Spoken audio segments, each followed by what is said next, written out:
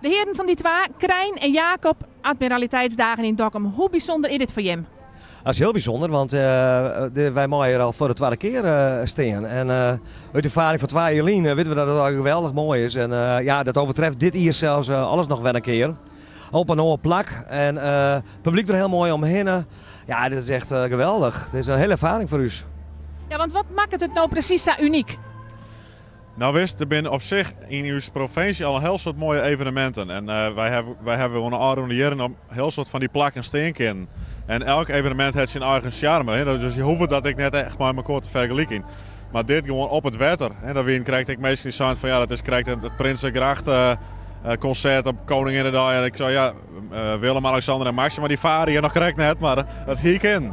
En dit keer op het podium met een band, een symfonieorkest, een braasband, een koor erbij. Wat wil een Friese artiest nog meer dan hier optreden in feite?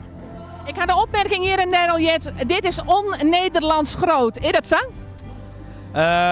Nou, on-Nederlands weet ik niet, maar in ieder geval wel een beetje on-Fries gerut. En ja, als het op het podium zit, hoe vier dat in Egerik, dat is de meesten. Ik bedoel, dat is toch geweldig?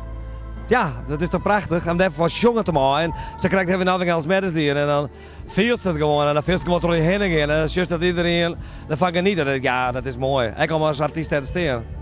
Tot slot, Jim Sezen, dit is een fantastisch evenement. Ben er nog weesken waarvan het Jim Sezen, nou daar zouden we toch heel graag aan staan willen?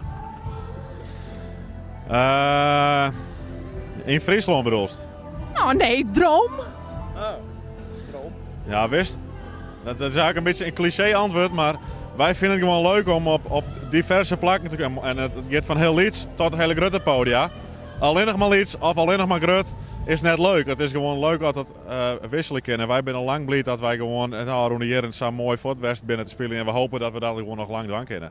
En dus, ja, waar wil je dan nog graag in? Lastig. Wil je in Friesland blijven? Onder andere. En als we een uitstapje doorgaan naar zou ik kijken naar Liverpool West binnen of Boeten-Friesland, ja, dan maakt het eigenlijk niks uit. Wat Jacob zei, het grut, iets alles terug aan erin. Dat is het mooie van dit werk. Friesland is in elk geval grutskap Jim. Jongens, bedankt. Dankjewel, graag in. RTV NL